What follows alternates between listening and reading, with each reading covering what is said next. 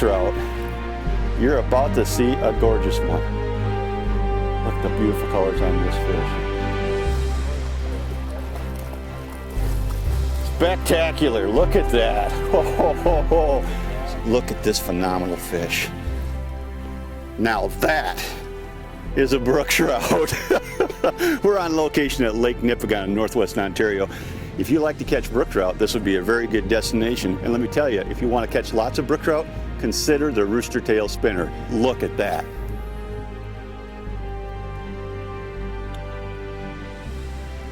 What a sweet brook trout. Let's get this puppy back in the water.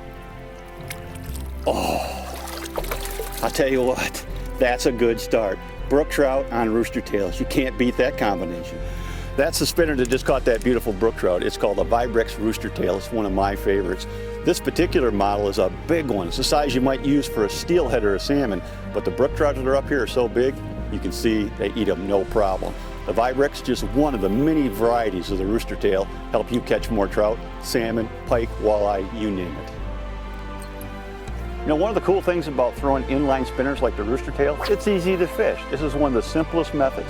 Cast them out, reel them back. It really is that simple. As long as you keep that blade rotating, you're going to catch fish. I love it, I love it, I love it to pieces.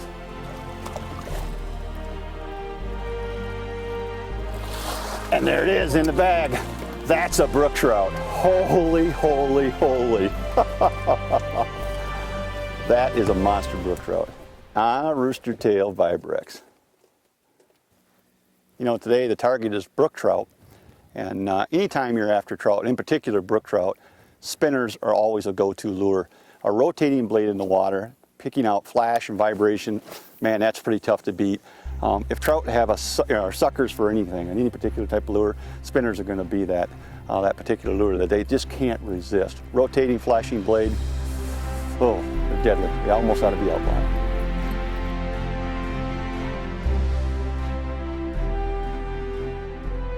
This is something that that really works for trout, and it's old news to walleye anglers, but tipping your lures, your spinners, your plugs for trout, steelhead, and salmon is something that I've been doing a lot of, and it really makes a big difference.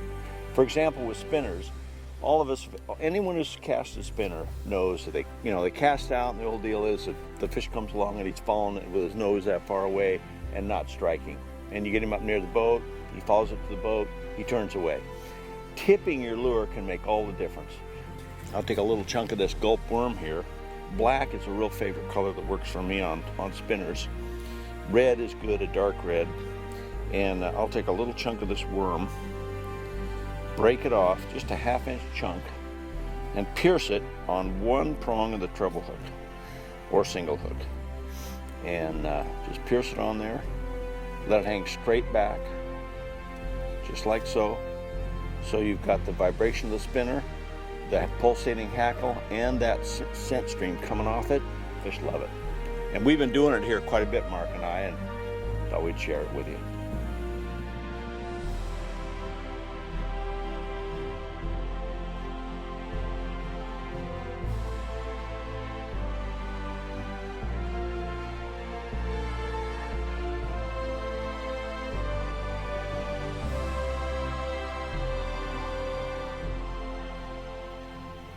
You know, anytime I'm going to fish a rooster tail, the first thing I tie on my line is a high quality ball bearing swivel.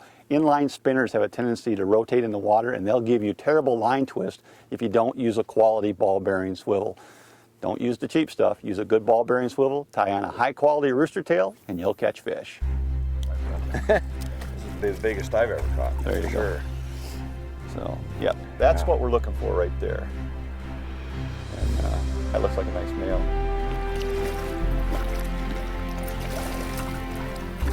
Oh yeah. I'm walking right over here. That's what we're looking for right there. Oh, look at that light on that fish. The fins. Beautiful. Rooster tail. Yay! Isn't that sweet? I love casting spinners. It's so much fun.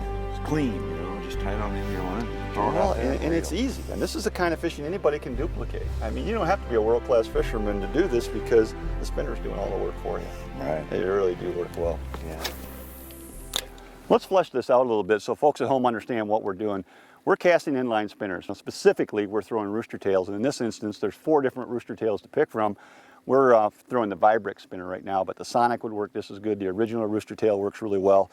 And the Rooster Tail Light would work too, but we're throwing bigger spinners so we can throw them much further. We're using long rods, steelhead style rods, so we can throw them much further and cover more water.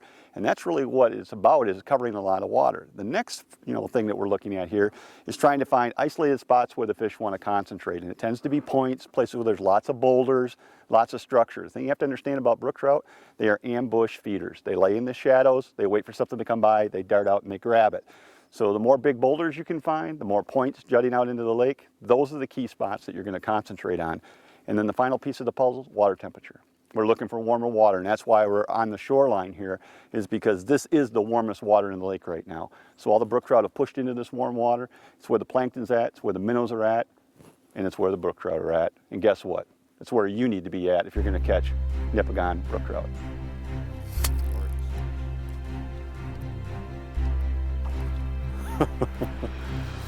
Well, if you're not a believer in rooster tails yet, you're going to be soon. Look at that. Spectacular. Come on, puppy. Oh, yeah. Oh. Sweet brook trout music. Away she goes. Hey, I'm Romanack for Yakima Bait. Get yourself some rooster tails. You'll be glad you did.